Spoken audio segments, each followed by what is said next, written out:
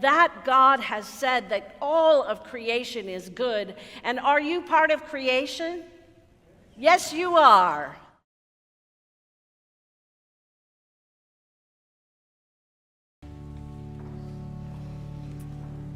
So one of the beloved old-timey hymns in the United Methodist hymnal is Blessed Assurance. And after speaking of how it is the hymn writer has been born into newness of life through the gift of God's grace, as taught by Jesus, the refrain goes like this. You could sing it with me, probably. This is my story. This is my song, praising my Savior all the day long. This is my story. This is my song, praising my Savior all the day long. So dearly beloveds in this thing called life. Is that Prince? Yeah, I thought so. This church is here to help us each and all welcome and allow the grace of God to wash our whole souls.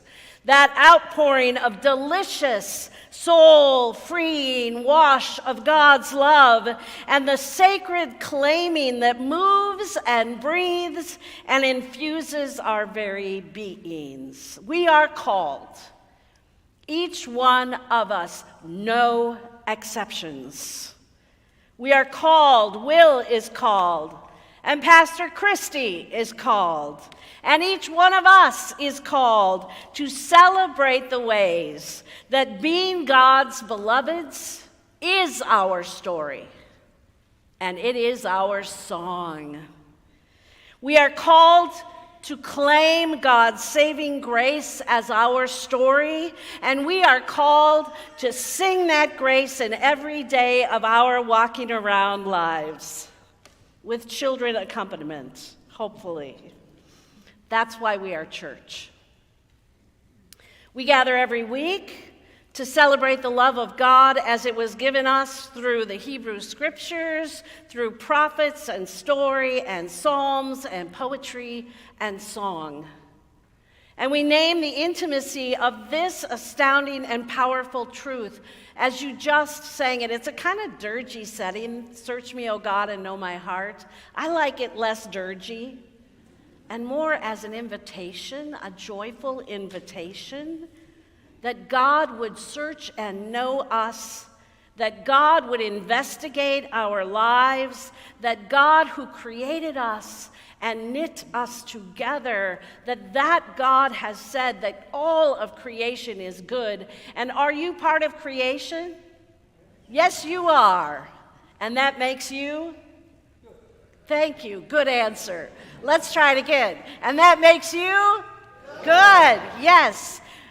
Jesus is God's heart made flesh, and the ultimate manifestation of what it means to live God's love in the midst of community.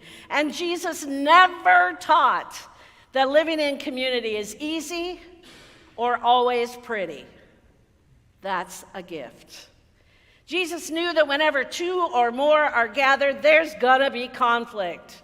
And he taught that relationship with each other is larger than our striving egos sometimes, even my own, and that the web of connection is the Spirit of God, and none of us is ever alone, as Marian Williamson so powerfully speaks it.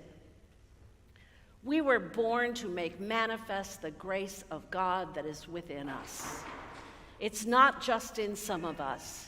It's in all of us. So together, I encourage you to think about this as your job. Together, we are midwives of the greatness of each of us and all of us. Are you ready to be a midwife? We are here to protect each other, and to inspire each other and bless each other. And in this struggling and beautiful world in which we live, all of those things are necessary. We are a people of the story of Jesus Christ. So I want to share an ancient story with you today. There once was a man sentenced to die.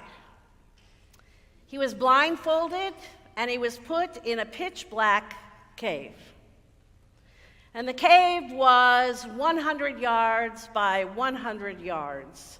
And the man was told that there was a way out of the cave, and if he could find the way out of the cave, he was a free man. After a rock was secured at the entrance to the cave, the prisoner was allowed to take his blindfold off and roam freely in the pitch black darkness. He was fed only bread and water for the first 30 days, and then nothing thereafter. The bread and water was lowered from a small hole in the roof at the south of the cave. And the ceiling was about 18 feet high, and the opening was about 1 foot in diameter. The prisoner could see a faint light above, but there was no other light that was coming into the cave. So as he roamed and crawled around the cave, he bumped into big rocks, and he thought he came upon a solution. He thought he would build a mound of those rocks and dirt that was high enough that he could reach the opening and enlarge it enough that he could crawl through it and escape. Remember, the roof was very high. So he spent every waking hour building that mound with his bare hands. After a month had passed, the mound was like a foot beyond, lower than it needed to be, and he could almost reach the opening if he jumped.